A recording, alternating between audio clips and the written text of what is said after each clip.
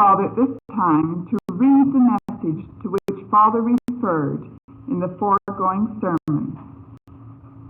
Our Father's message given in 1933 ADFT at 67 West 130th Street, New York City, New York. Father Divine teaches Power of Faith. Our Father's remarks at the banquet table, 67 West 130th Street, New York City, Saturday morning, July 29, 1933, ADFT, time 11 a.m. There was exceedingly great rejoicing at the banquet table of Father Divine at 67 West 130th Street, New York City, on July 29th. It was Saturday, and Father had not been personally present on that day for some time, so there was more than the usual love expressed, if that could be possible, upon his appearance at the banquet table. Among the many testimonies and songs of praise was a request from a visitor that Father get her some kind of work, as she had not done any in 6 months and was in debt. Father responded with the following song and remarks. According to your faith, so be it unto you. If your faith is pure, if your faith is true, according to your faith, so be it unto you. If your faith is pure and true, if your faith is true, if your faith is pure, according to your faith, so be it unto you.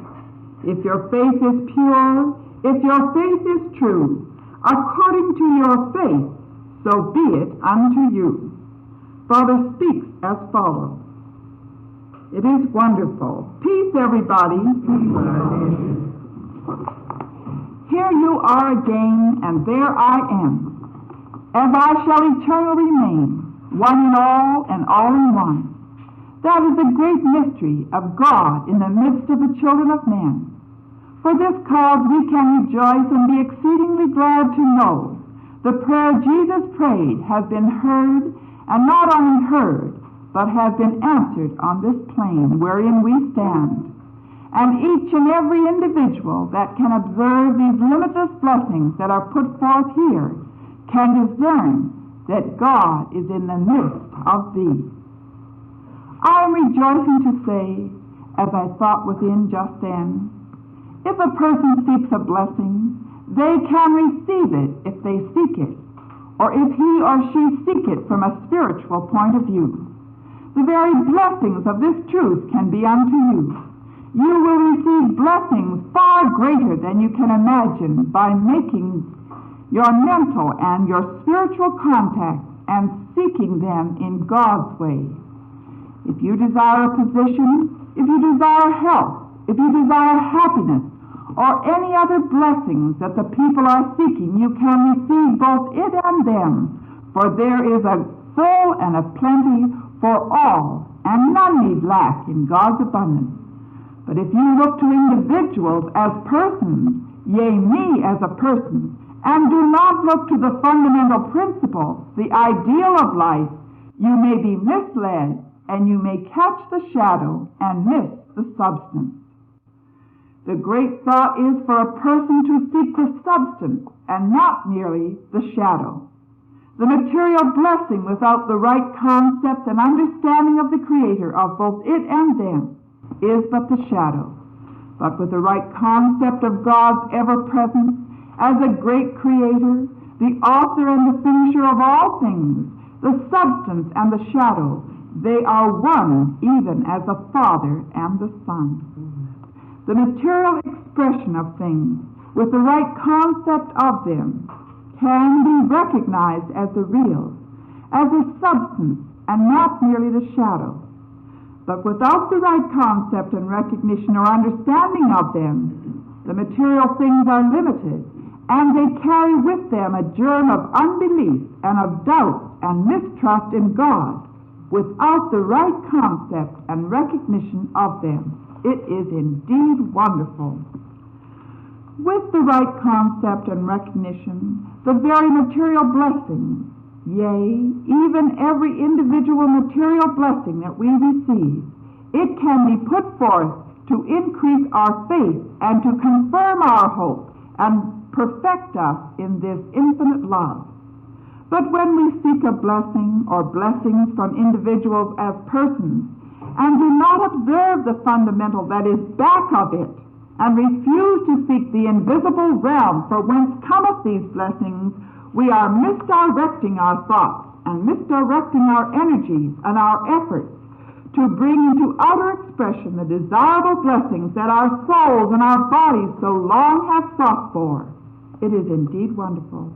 Then I say, if you desire position, if you desire health, if you desire happiness, if you desire success and prosperity, if you desire money or any other desirable expression, seek it not with observation, or seek it not to come from an observable point of view after the manner of your preconceived ideas and opinions.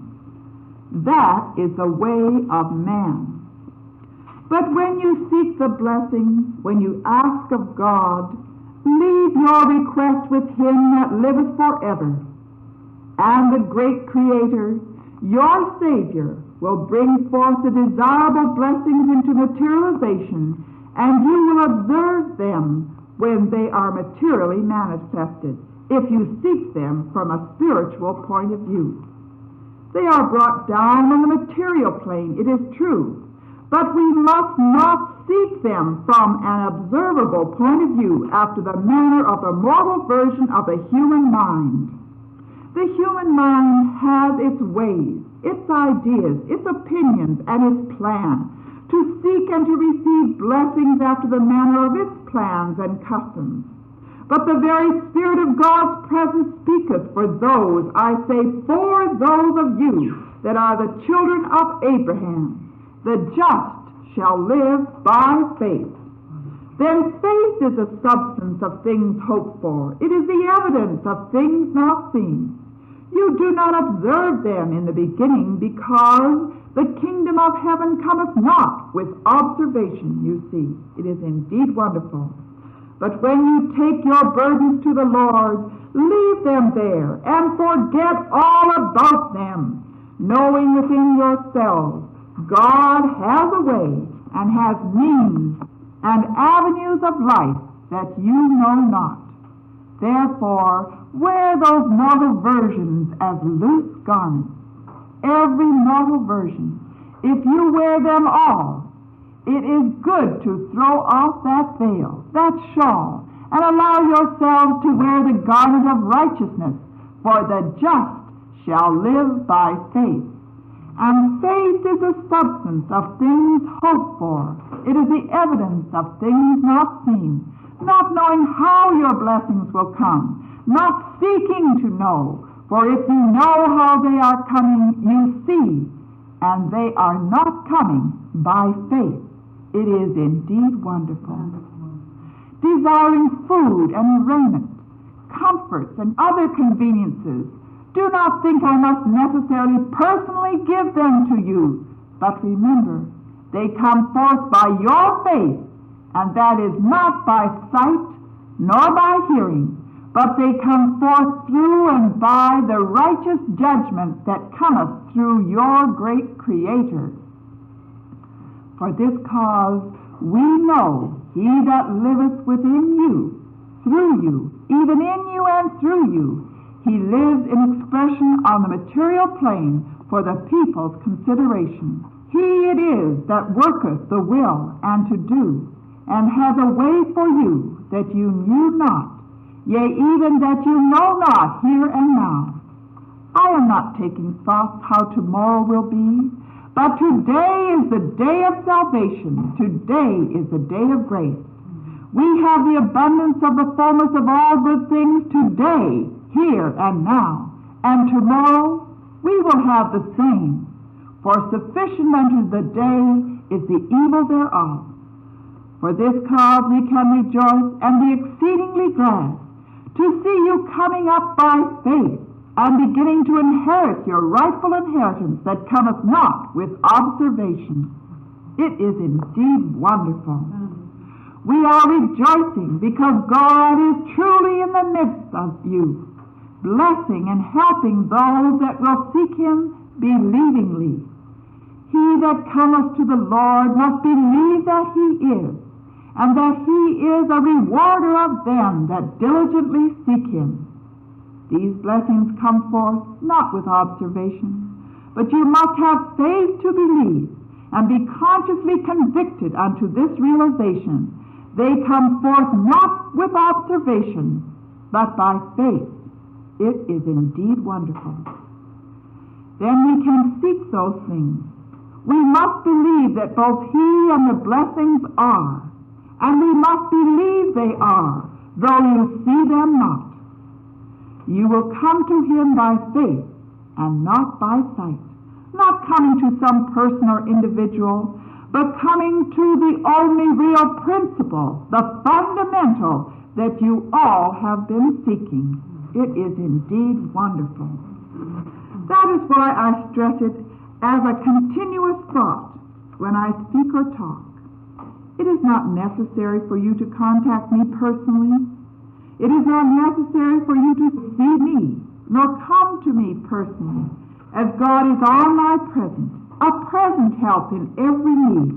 And I am not advocating this principle as a person to be confined to the individual nor individuals, but it is a universal presence that can reach all mankind's conditions and can eradicate such as chaos and undesirableness that may appear from time to time in their experiences. That is a great thought of this recognition, not to realize you are in the presence of a personal God after the manner of the human version, but observing this impersonal presence as the fundamental principle at all times, sufficient to reach your every condition and eradicate and dispel all chaoticness, and the very Spirit of God's presence will be with you then. As an individual, God may express, but yet he is not confined to a person, although being converted into persons that will bring themselves into subjection to this principle. It is indeed wonderful. Therefore, in all of your getting, get understanding, to build upon a foundation that is incorruptible, a foundation that is indeed undefiled, a foundation that fadeth not away, a foundation that will stand and can withstand. It matters not where the visible expression of the individual may be.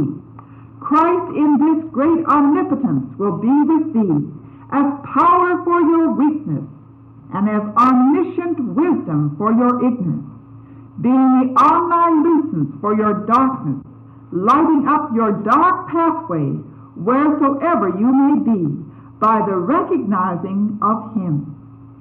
Be thou the sundial of me. If you believe me to be, then sundial thou me, and bring me into your experiences, and stress me upon others and things that concern you, and the dilation of the spiritual revelation of him that liveth forever as a broadcast message will be transmitted to those that you direct it to. It is indeed wonderful. You notice the great mystery of how simple it is to take a sunglass and even light fire to burn things. It is indeed wonderful.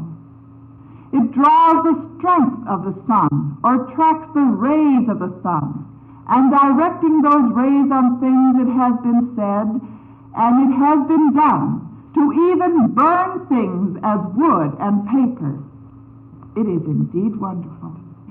Then I say, a true dilation of this truth, this fundamental principle, should be brought into consideration, that you might come to the conscious realization that God is ever present in reality. It is indeed wonderful.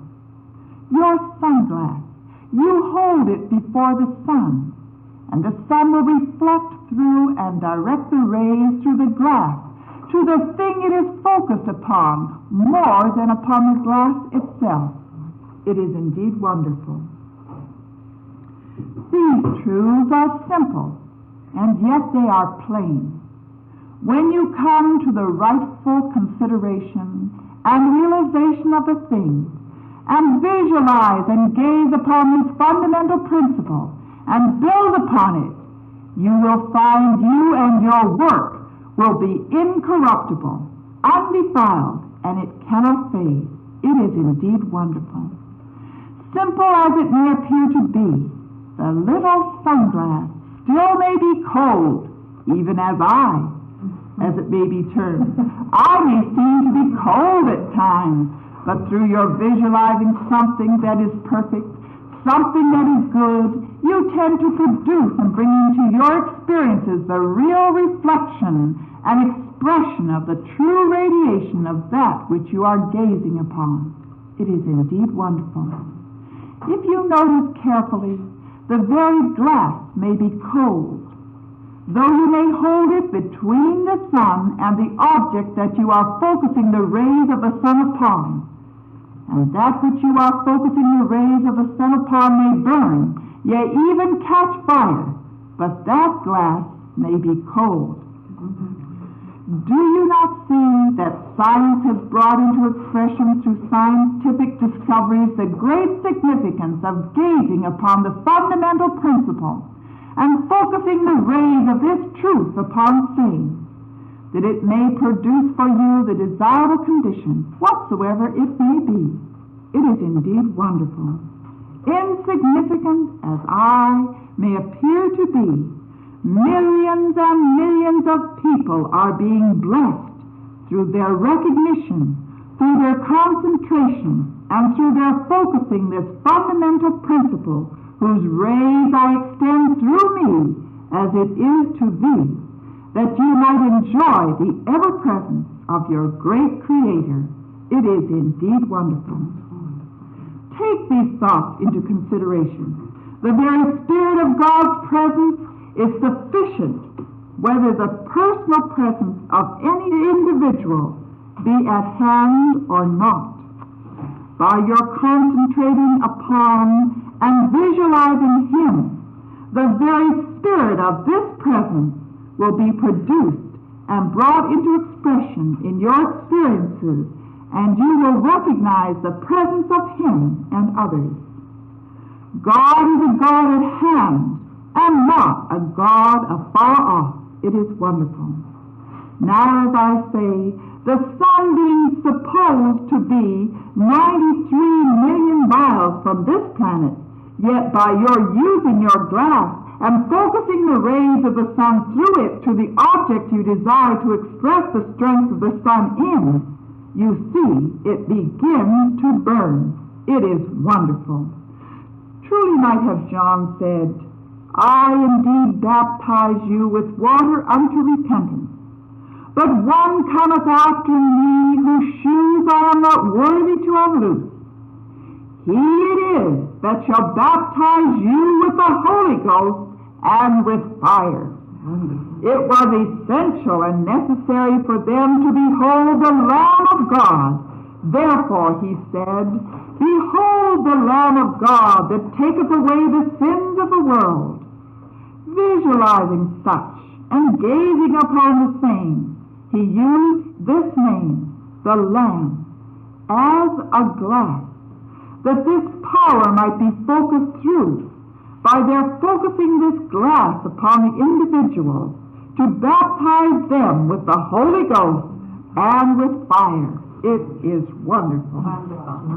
We can rejoice and be exceedingly glad to know, with or without the personal presence, with or without the observation of the individual or individuals, with your right concept and recognition of God's ever-presence, you can die in on this fundamental, this principle, and you can receive every desirable blessing through the recognition of things. It is indeed wonderful. Take these thoughts into consideration for your own advancement in this great cause, and God will be a blessing to you, whether you be present with him or not in person. The person is not the significance that I am stressing. It is indeed wonderful.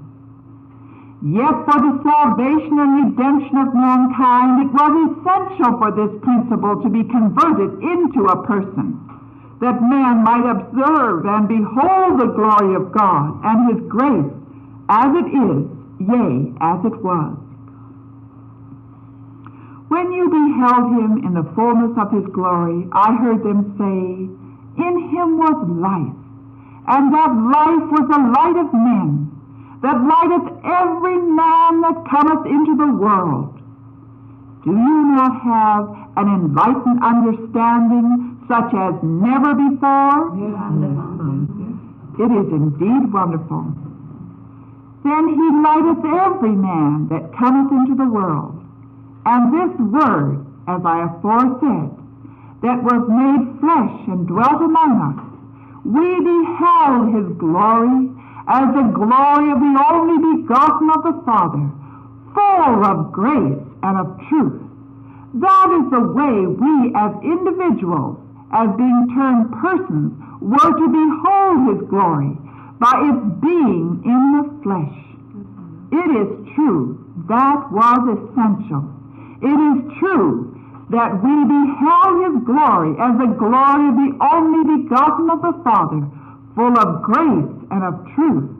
Then there, right here and right now, of all of his fullness, have all we received grace for grace. That is the way you could receive grace, by beholding his glory, visualizing it, and dialing in on the same, and his glory was reflected in you, and you received that which was reflected in you, both of grace and of truth. I thank you. Wonderful. Wonderful.